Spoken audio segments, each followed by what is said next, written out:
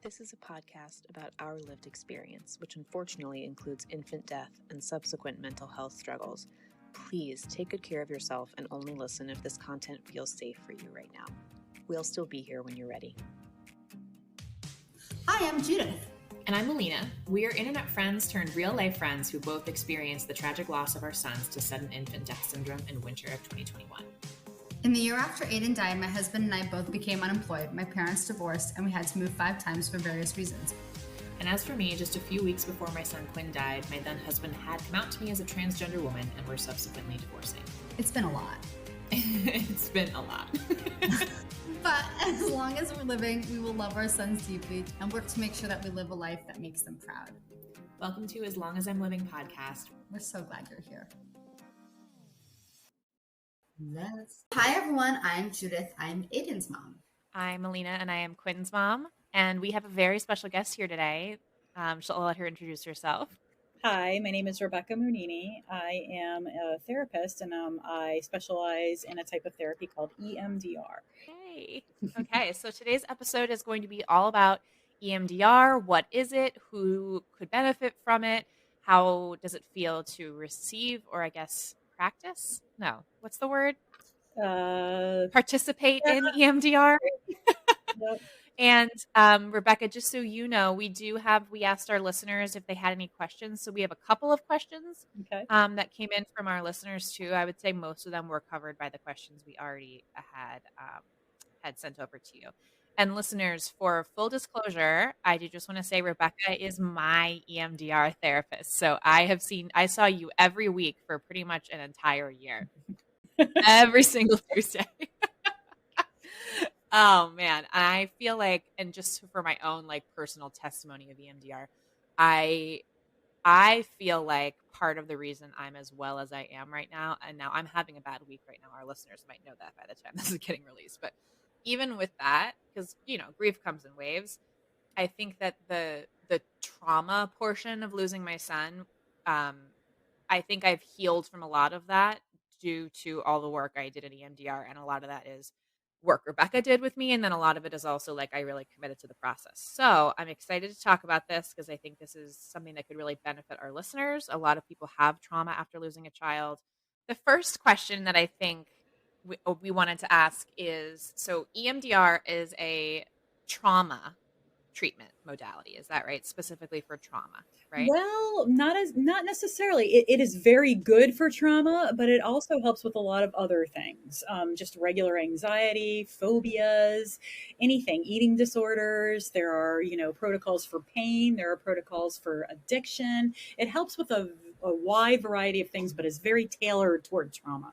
Originally, it was made to deal with trauma, and a lot of the early EMDR was for people who had been at war, so it was very helpful for them with that type of trauma. But it kind of lends itself to any type of trauma, PTSD, and many other things. What does EMDR stand for? I realize we should probably start there. Eye movement desensitization and reprocessing. Okay, so basically the premise is that it used to be, so when the woman who invented EMDR, her name is Francine Shapiro, and when she first came up with EMDR, she noticed that when she would look up at the trees while she was walking after she had received a cancer diagnosis, so obviously that's a trauma. Well, maybe not obviously, we're going to talk about what trauma is, but for her that was a trauma. And she was looking around at trees and noticing that when her eyes moved back and forth, she kind of felt a little better. And so the whole premise, it was, of course, there's much research that's gone into it, but the premise is that eye movement allowed her brain to process and allowed her to feel a little bit better about it. So the eye movement used to be in EMDR many years ago, you would follow someone's like finger with your eyes, or like a pointer with your eyes, or even a light bar. These days, left to right, left to right. Yes, and you could these days you can use anything. You can tap, so you can even do it through telehealth by tapping your knees, tapping your chest, it's called a butterfly hug. So you can do tapping. I have a very nice machine in my office that came out after COVID, where you can just hold the buzzers, and they buzz one at a time. And that's all of it. So any kind of bilateral stimulation, so bilateral meaning one side then the other, seems to allow the brain to process. So, okay. So what is trauma Okay. as opposed to other types of mental health issues? How does it manifest in the body? Mm-hmm. Most people define trauma as an emotional response to a terrible event like an accident, a rape, assault, natural disaster, death. So, but I refer to those types of incidences as big T traumas. Okay, so for you two, you've had big T traumas. Trauma can also be defined as any incident that an individual cannot manage in the here and now. So it can really be anything. If you were made fun of when you were a kid, if your mother and father fought a lot, if your mother or father were alcoholic, if you, anything at all that you cannot manage in the here and now, to me is defined as trauma. Some traumas are big traumas and some traumas aren't big traumas, but they're still traumas.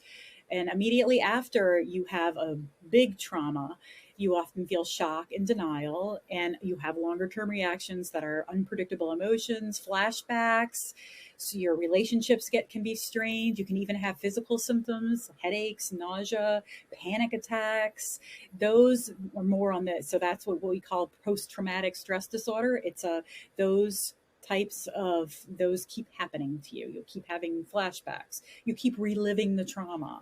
You have dreams, you have physical manifestations. So are those signs that your brain fully hasn't processed it?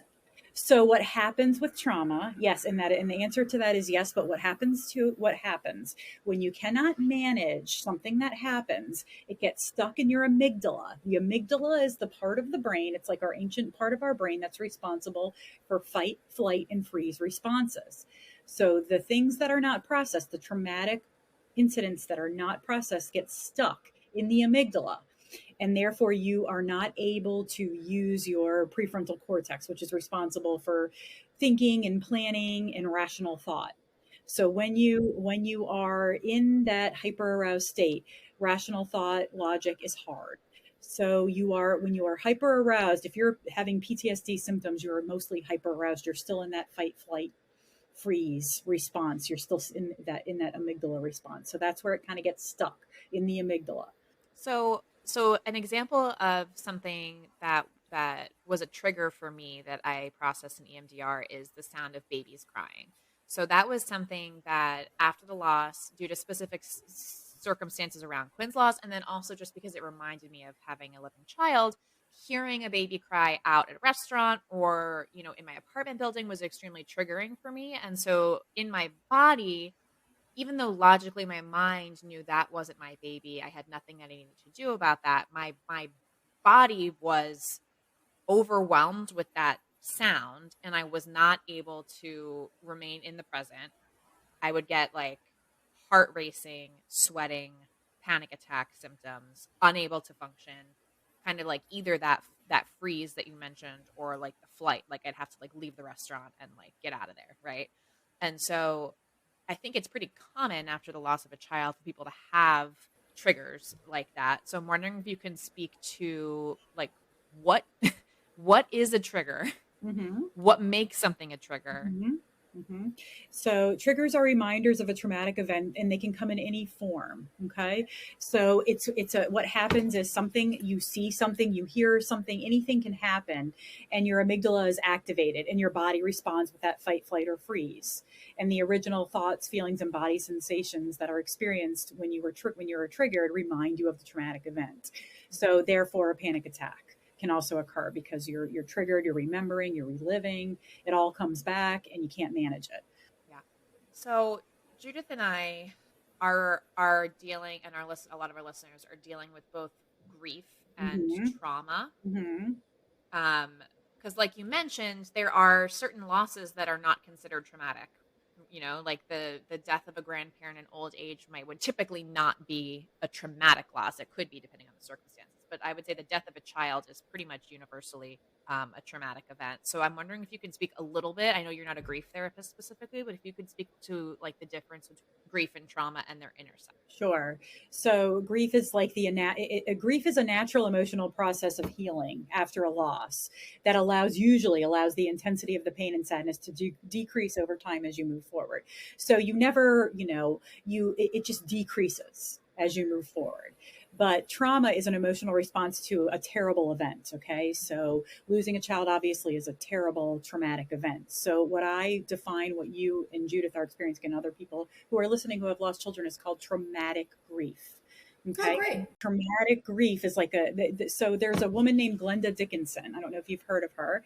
She describes traumatic grief as a sense losing event, a free fall into a chasm of despair. The experience of having your everyday life ripped apart by a sudden and unexpected death can cause you to go into a steep decline. You're down there swirling, experiencing all of the issues that are part of grief: shock, disbelief, and bewilderness. Traumatic grief is complicated also by the fact that sometimes it's hard to grieve when you've experienced this kind of loss because you feel upset about leaving that loved one behind. There might be some of that thought of like, if I allow myself to grieve, what about my baby or my child that I've left behind? So that complicates it. So traumatic grief is also complicated. When you've lost an older grandmother who's died in her sleep of old age, it's not that same feeling of, I can't leave that loved one behind. It's more complicated. So what you two experience is traumatic grief. So if you think of the intersection, that gives it a name: traumatic grief. So let me just make sure I understand. Either my brain is just moving really slow because I've had a lot of meetings today, or my brain just moves slow. Or it's because your child died. Yeah. But I just want to make sure I understand. Let me just reiterate it back to you to make sure I'm understanding correctly. So basically what you're saying is that grief is the process of healing through time. Mm-hmm. But trauma is your brain remembering a sudden, tragic event that leads to like a physical and emotional response. It's not like a process over time. It's like a sudden incident, and then your brain is called back to that sudden incident. Mm-hmm. Trauma is an emotional response. Yes. An emotional response. Yes. Could you have a traumatic response to grieving? So like, for example, okay, like let's say part of grieving is the changing nature of your friendships. Mm-hmm. Let's say that's part of it. Mm-hmm. So could you have a traumatic response so that all these, okay, hold on, let me back up a second. When you lose someone, like everything in your life just explodes into a million pieces. So you're dealing with the trauma of like the actual loss itself, but also the trauma of like, okay, my friends aren't the same people that I was friends with before. Mm-hmm. I can't relate to my family in the same way I could relate to my family anymore. Mm-hmm. I'm confused about whether or not I'm a mother anymore. Like all these different components that come as part of grieving are also traumatic. Yes.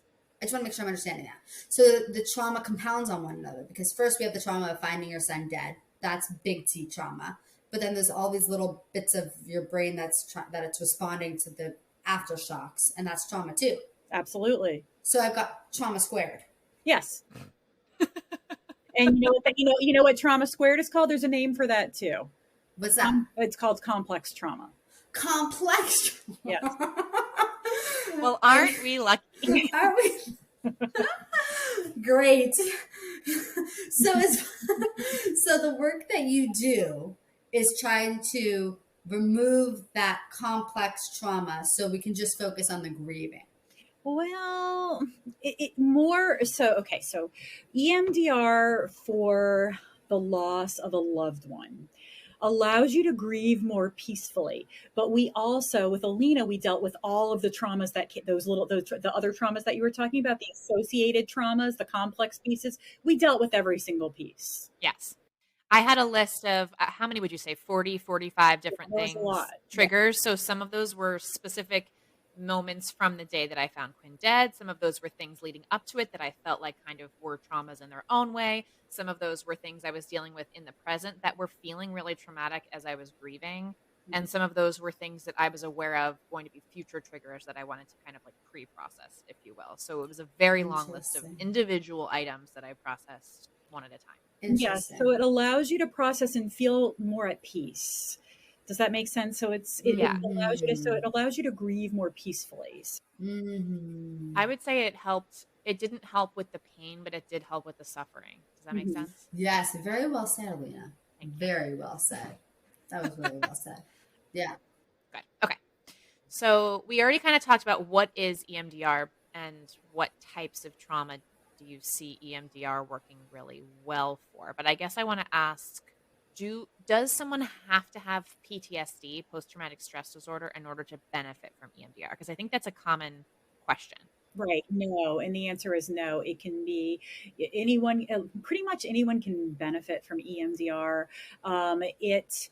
You don't have to have post-traumatic stress disorder. It can be, you can process just traumatic events that have happened in your life. You can also use EMDR to help with phobias, with just anxiety as a whole, even with depression, pretty much with anything. You can use it. It's very global. You can really use it pretty globally. And yeah, I'll actually say one of the things I processed kind of at the end of our time together was I had gone through a lot of the loss related things, and then I also was like, what else do I have? And I'm like, okay, I have all this anxiety about being late. I have anxiety on airplanes. So like, we spent a couple sessions at the end just like having my brain just like run through those individual things, which are completely unrelated, long predate Quinn dying. But that was helpful for those also. Mhm. So let's just practice a minute. So you would come in and you would say, I'm really anxious about airplanes or being late. That's a really good one, about running late. You would have her tap both sides, hold the machine, look at lights, and then at the same time, what would you do? Like where's the magic? Okay, so why don't you walk us through the whole process of EMDR, because it is a very long, involved But process. could you please do it with an example so it's not so meta? Like, give me an example. Let's go with me being anxious about being late. Yeah, because that's stupid. I mean, it's not stupid, but it's like little T trauma. Yes. Okay. All right. So, we can even make it even more concrete. Let's imagine that someone walks into my office and they're like, I had a car accident, and I'm having a lot of stress and I keep remembering, or I feel like, or would you rather do it with something like a phobia? No, car accident is perfect. Okay. Perfect. So say someone comes in, they've had a car accident, everybody was okay. Nobody died. It's not a grief, it's not where they lost somebody, but they had this, it made them it affected them. And they come to me and they say, well, I feel like I'm affected by this car accident more than I should be, whatever there is. So the first part is you have to develop a relationship with the person. So the person kind of has to trust you. Okay. So you kind of develop a rapport with the person, and you make sure that it's an okay fit. And then the very first thing you have to make sure, in order to process, people have to have two things, okay? And sometimes this can take a long time. It depends on the person, and it depends on what because what you're seeing, you don't know about the whole person.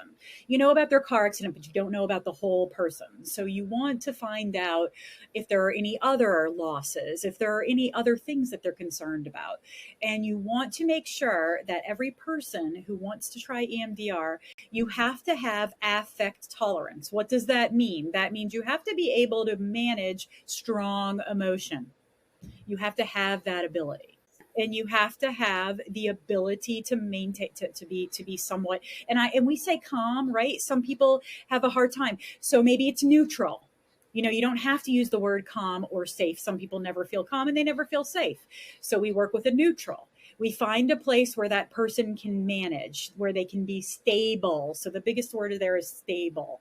You have to be able to maintain stability, right? So let's say I am processing with you and you get very upset. There's this huge outburst of affect. I might tell you what's going on. Can we use our container? Can we use our neutral place? Can we so I will help with that. So you have to have those two things.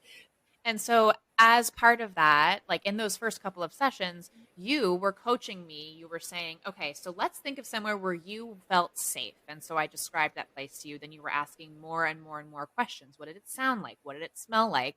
Who else was there? What did the ground feel like underneath of you? Did you feel supported? What was the temperature? All of these things, so that later when I was feeling an outburst of emotion and you were able, because you knew me by this point, you were able to see when I was getting overwhelmed enough that I was not able to continue processing that memory. And you would say, okay, let's take a minute and go to the safe place. And you would coach me back into it because you knew what my safe place was. Is that right? Exactly. So Okay. those things need to happen, and they can sometimes, like I was saying, Judith, they sometimes take a long time. And there's other things besides container and neutral, calm, safe, however you want to define it, place. There's many other things you can do.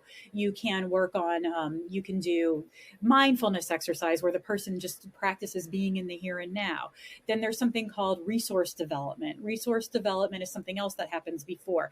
That means helping the person to sense some things like, when have you ever had a time when you felt okay? Well, let's resource that in. When we give it a name. When have you ever had a time when, you felt loved or nurtured, or what to you represents love, stability, nurturance? And then we develop resources, meaning I would use tapping, or if you're sitting here, a lot of people use those buzzers, and it just kind of helps you to really feel those, so you can pull them up even in your everyday life. Pull up do you need, you might need help from your nurturer, your protector, your wise figure. Those are all resources that we develop to help you along in the process. And I'll say, like, for me, like, you coached me through most of those things. And then there were a couple that were particularly meaningful that I feel like really resonated with me. So one was like a safe place. And then the other one was the nurturing figure. So like those were the two that we would come back to, even though you and I together worked on kind of all of them. But those two like really felt like they were helpful. So you might go with all of them, but you might not actually use everyone. Is that right? That's right. And like everybody, yeah, everyone is different. Some people, some people take longer to develop the affect tolerance and the ability to, remain neutral, calm, safe, whatever it is. And some people don't. It just depends on the person and what they've gone through. You have some people who have dissociative identity disorder, so that you will have to work with all of the, you have to make sure you can figure everything out so that you can feel safe enough to allow your brain to process. Okay, so you Okay, develop so your safe. resources. We have our resources. Mm-hmm. Now what? And I'll ask you, I know that there are different ways you process much older trauma and recent trauma, right? Yes. So let's start with a recent trauma. Okay, so recent trauma is done in a different way than trauma that occurred. So the car accident, recessed trauma. That's recent trauma. Sure. So let's say that car accident happened within the last year. So what the person would do once all of the stuff is done before, so now we've got a stable person. They're not dependent on drugs or alcohol, okay, and they're stable. The other thing that can affect EMDR are barbiturates and marijuana. So if you're taking barbiturates or you're using marijuana, you have to be careful with that because it can affect processing. So the person that had the car accident comes in, we've done all this work. That person has affect tolerance. That person feels stable. Okay. Then I would have them tell me the story of the car accident. Okay. So they would tell me the story. And what I would do is note the pieces that I found, like there was an emotional reaction. So just by watching them. Yes, just by watching them. And so I would jot those down, and then I would check with the person. And the person say, this is what I found to be the parts of this that, seem to be the worst parts. Let me know if I missed anything. Let me know if there's anything, that isn't necessarily that. So I would go through and we would list all the parts. Then we go through and we process each part. Some people start with the worst part. Some people start with, just do it in order. It doesn't matter. You can use your judgment of what you think. It still works either way that you do it. You just can't, that's personal. There's a lot of judgment that goes into it as well. So then you start and you just go through and process each part until the person, and what happens is, so you start, I set it up. So EMDR is your brain working. Okay. So it's like a mind-body free association. So I set it up, I facilitate it, but your brain does the work and you are in control. So I set it up by, we grab the memory or whatever the incident, in this case, it would be the spike. I call them spikes. So in this instance, it would be the spike. And so using our car accident example, that could be something like the sound of this tire screeching. Yes. Right. Yes. Yeah. It would be something like that. Some small piece of it that gives you like an individual reaction. Yeah, so that would be the image, right? And then I would get your level of distress. So that means like when you think about this this image of those, or, you think about the image, maybe you think of an image of a tire, whatever it means to you. And then I would say to you, when you think of that, when you imagine that image, what is the level of distress? Okay. And say this person says, oh my gosh, it's an 8. So it's 0 to 10. They say, oh, it's an 8. And then we so what we would do, set it up, and then we do the tapping or the whatever you've chosen. So in this case, maybe they're holding my buzzers, and I allow them to do that for a while and just let their brain go. Just let it go. No, there's no what ifs, there's no supposed tos. You just allow it to happen. And then I check in. Okay, what's going on? And then the person tells me what's going on. And then we keep up that process until the level of distress goes down as far as we can get it to go down. And that could take, depending on what the memory is, it could take 20 minutes. It could take 10 sessions. Yes, absolutely. Right? Yep. And I'll say for me, like some of my memories would go down and then something would come up in the processing and it would go back up again. Yeah. I would cycle through, gosh, I feel furious. Gosh, I feel terrified. Mm-hmm. But you're speaking out loud when this happens? So you're like, just tell me what your brain is thinking. And then you'd be like, well. So you're sitting quietly doing the bilateral stimulation. And then like Rebecca said, she would check in and say, what's coming up for you, right? Uh-huh. Mm-hmm. Yes, I would say yes. Yep. What did you notice? Is that you'll often in EMDR you hear, what did you notice?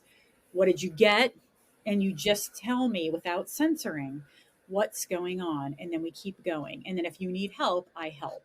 And then in regular standard processing, when it's something that has happened over a year ago, then we take we make like a target map. That's all the things that you're going to process, whether they be pieces of a story, whether they be events that happened, whether they be hard relationships, whatever they might be. They can be anything. We set it up, and then I ask you for the image that represents the worst part. Then, so I want to know what the images are, because remember I told you it gets stuck with the original images and the emotions and the feelings in the body. So I ask you about that. What is the image? What are the emotions? What is the feeling in the body? And then you get a negative cognition, which is how you feel when you think about that image. And then we talk about a positive cognition. So by the end, we want your disturbance to go down as close to 0 as it can. And we want you to, when you are triggered, so something happens in outside life and you get triggered, we want your brain to be able to go to that positive cognition or positive thought. So, and to give some examples of like the negative cognition and the positive cognition. So I'm trying to think of some of yours. So a negative cognition that I know I had with a couple of different memories was I'm a bad mother. And I think that you thought that is what when I thought of the memory, some of the memories, that's a thing that would come up for me that I would think and feel, right? Maybe not even think cognitively, but like that's what my body would feel when I would think about the memory. And then the positive cognition, what I wanted to think instead is, I'm a good mother who did the best she could, and Quinn knew I loved him, or something like that. So the idea is, right, that you want to reprocess that memory so that if you think of it, you hopefully don't get so activated. And instead of thinking I'm a bad mother, I think I'm a good mother who did the best I could, and Quinn knew I loved him. Mm-hmm. Exactly. Very, very well said, Alina. Very good. What are you thinking right now, Judith? I'm thinking, I wonder how many memories I have, or whatever you call them. I don't know what they're called. What are they called? Yeah. Traumatic memories. Okay. Spikes. I'm wondering how many spikes I have that I don't even know that I'm even having a response to them. Yeah. Because I feel like even when I think about the most triggering day of the day of his death, I feel like I just kind of like talk about it really affect neutral. So I wonder if like those, I don't even like let myself have those. Like, I wonder if I'm just not even cognitive, not even cognitive of the fact that they're causing me distress. Does that make sense? Oh, absolutely. And it's very common. Oh, okay. Yeah. Yeah. That's what I'm thinking. I'm thinking like, I wonder how many memories or like pieces of the traumatic event or just in general I have that I've just kind of put to bed under and classified in a certain way that I don't realize maybe has negative undertones. I happen to not have thought, I'm a bad mother, but I'm sure there's something that like I don't even realize I think about myself about that day. Mm-hmm. Yeah. You know, because you clearly haven't processed it. The way you're dealing with it is you kind of maybe blocked it. I'm happy to talk about, like, that's what I think is unusual, because when Alina and I have talked about EMDR in the past, I'm like, but I'm happy to talk about it. It's not like it. Okay, so you don't feel re-traumatized when you talk about it. No, but I'm sure that I am traumatized. Oh, you definitely like, are. That's what I'm saying. Like, I'm happy to talk about it. It will not send me into a spiral. I find the story just kind of like, so I just don't I do think you're able to look at the morning of finding Aiden from our conversations. I do think you're able to look at it fairly neutrally, which I don't know if it means, like, does that mean I'm so disassociated because, like, I'm so fucked up, or does it mean, like, I generally am neutral? Like, I'm not sure. That's what I'm asking. I do think, though, Judith, like, you do have, not to, like, diagnose you, obviously I'm not a professional. I've been told I have trauma squared. You do have things that you do have PTSD. Like, you will jump to, oh, someone's dead when you 100%. Right? I have PTSD. I will tell you, I have 150% PTSD. I'm 200 million%. I know I have it, but I'm curious what those things that I have PTSD about. Like, what are the spikes in my life? Because I genuinely, when I think back of that morning, to me, that doesn't feel like a spike. So either it's a spike and I don't even know it's a spike, or generally that's not where my triggers come from. They come from a different moment in that story. You got to go to EMDR and find out, Judith. They're stored in networks in your brain. Okay. So you have memory networks. And so when one network is hit, if we start processing a memory and it's part of a network, other stuff might come up. So you might say, well, I can't stop thinking about this. So at that point, you have to say to yourself, you and the therapist have to say, well, do we need to go back and process that? Because clearly it's part of this memory network that we haven't touched upon. Wait, so, okay, let's say we're talking about finding my son dead. So maybe the part that's triggering is not finding him dead, but you're saying maybe, like, my mom walking in the room was triggering because I have triggers related to my mom. Possibly. My mom listens to this, so I just don't want her to think that I'm saying that. I'm just giving an example.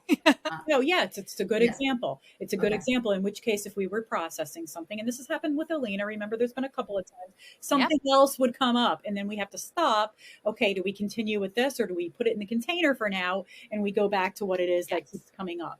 So, like, Judith, I know you've talked on the podcast about that one time that you straight up had a complete and total episode where you thought your husband was dead. Right? That one, and then remember the one on the airplane. Yes, you were convinced your husband was dead, and I think in that moment you were clearly having some. There's been a couple of times. Yes. Where it's like your brain is not there.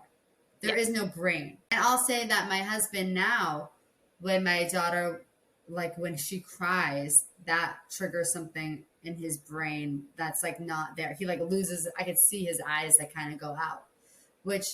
It's like, it's interesting to watch from the outside, because when those things aren't triggering, when you're not the person being triggered, you're like, oh, but it's nothing. Yeah, right. It just depends on what you have in there, right? Yeah. Congratulations on your daughter, by the way. Oh, thanks. Rebecca, Judith's daughter outgrew Quinn yesterday. So now Judith has the oldest baby that the two of us has ever had. Wow. Wow. Yeah, I think I've got some capital T trauma, though, because I keep thinking I'm going to walk over there and find her dead. Got to work on that one. Yeah. Yeah. But overall, okay, we're with you. Okay, so that's what you do. We've processed all of the memories that were traumatic. What else might you do in EMDR before you wrap up your time with your EMDR practitioner? Okay, so if you feel like you want to go back, make sure that all of the things that you've processed still feel like the level of distress is low. There's nothing else coming up. So you always want to kind of check on those. And then, what I usually do with a client is I'll have them kind of record all of their positive cognitions, just so they can take those with them. But you always want to be, thinking about, make sure that the level of distress is still low. Make sure there's nothing else that's coming up. So in between each session, you ask, did anything come up about what we processed? Because sometimes there's things that might come up. So you want to kind of, like, summarize. So I would tell her at the end of every session, you just did a lot of processing. You might have thoughts, you might have images, stuff might come up. And then you just kind of take a mental note or you jot it down. And then we talk about it the next time if we need to. And if you're disturbed in between, I also teach some things that you can use to keep yourself from, being when you have a disturbance to manage. Yes. One thing that I find fascinating about EMDR is that it's designed to end, right? You're not supposed to be in it forever. No. Which is different than traditional talk therapy, because I think there's kind of a never-ending feeling to that. But EMDR, I know it's like there's a beginning, middle, and end. Mm-hmm. Is that right? Yeah, it is. I think that's something that's really appealing about it. Now, I won't say that I don't have a lot of clients that stay after they're done just for check-ins or just to do the weekly talk therapy. Right, I do have that, right. But yes, the EMDR, it does end, and people become much more self-aware. It tends to really, help people. So how does somebody know if EMDR is right for them? Like, meaning before you start, or like, yes, if someone is listening to this and they're intrigued, like what are some questions they could ask themselves to say, like, is this something that I should pursue? Well, I mean, I guess if it sounds like, again, like I said, any issue can pretty much be taken care of in some way by EMDR. So if you are a person who's like, well, I'm kind of struggling with, anxiety, or I'm kind of struggling with depression, or I'm kind of, I do have a lot of thoughts about, this thing that happened to me, or I don't know if I'm processed this kind of trauma that happened to me, then it could very well be for them. It's a matter of, are you willing to do are you willing to invest in it? Are you willing to do the work that it takes to, become affect tolerant? Are you willing to do what it takes to be able to manage, stay neutral or calm or whatever? Yes. And I'll say, like, as someone who's gone through it, it is a lot of work. It is exhausting. I would sometimes leave EMDR and go home and take a nap, because the actual, like, I know it's just happening in your brain, but it was physically exhausting. And you do have to be ready. This is not a clinical, I'm just like a person who did it. I think you have to be ready to face the things, those memories again. And you're doing it in a safe place with support. But if you are just not interested in going back and looking at those things at all, and you don't feel like you're suffering because you're not looking back at those things and processing them, and you don't want to look back, like, you are going to have to examine each of those things in the face at some point during EMDR. Is that right? Or is that just my experience? Well, I had to look at some really ugly stuff. Right. So the difference here is it depends on your brain, right? Your brain had to process those ugly pieces. So everybody's brain is different. So what happens is, it's not the reason that some people like it better is because when you come in for talk therapy, if you have PTSD, or you've had a trauma, and you come in, or complex trauma, trauma squared, and you come in, sometimes people, when they start talking about these things that have happened in detail, they start to relive them, and it's really uncomfortable. So in EMDR, you're not asking the person to relive it. You're asking the person to just, their brain to kind of pick the pieces that they need to come out. Okay. So yes, some of those pieces are ugly and you have to look at them. Absolutely. But it's going to be certain pieces that haven't been processed. I think that this begs the question, which I know is on Alina's list, but how do you yourself handle listening to the worst day of people's lives all day, every day?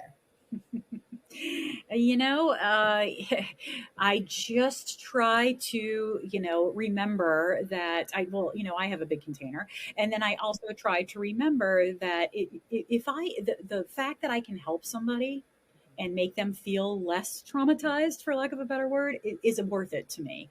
Had I been a person, when Alina first reached out to me about this, had I been a person who had small children or babies or wanted to get pregnant in the near future, maybe it wouldn't have been a good fit. But I can hold most things. And I also know what I can hold and what I can't hold. And I was able to hold it. So I kind of like you have to know as a therapist what you can hold. I feel like it would be comforting to me to know, as somebody who I know care how other people feel when I'm talking to them, like I would want to know, like, this isn't going to bother you, right? That I talk about this. Like, this is not your trauma. This is not going to like spill over, and like my shit isn't going to fall over your life, because that is something I think about. Right. Like, I don't want to be a burden. Yeah. And I'll say, like, I know our therapeutic relationship was good because I did feel like I could say whatever it was that I needed to say, which was a lot of really awful stuff about a dead baby. A really lovely, cute dead baby, but he was dead. Yeah, you have to be like really explicit about it. Yeah. If that's what's coming up for me, which is what was coming up for me. Right. Were some sessions harder than others? Yes. Our sessions? Yes. Yeah. But you know, Alina, you were probably her favorite client because your stories were just so entertaining. Like, you didn't have anything boring. But she is a great client. Aw, you're sweet. I mean, so flattered. I recently graduated EMDR. That's what I call it. We're so proud of you. I know. It was bittersweet. It was bittersweet for me too, because I still see my grief therapist, who I also love, and it was nice to have 2 days a week where I was able to kind of tease apart different pieces of the loss, and I know that I have additional things on my list to process relating to pregnancy, relating to birth, relating to having a newborn, that I kind of made the decision not to process yet because it feels like it's just not the right time. But Rebecca, I'll be back when. Yeah. Why? You don't think I'm having fun, Alina? You don't think I make it look Judith, good? you are all the more evidence that I need to go back to EMDR before I get pregnant and have a newborn, because it's rough over there.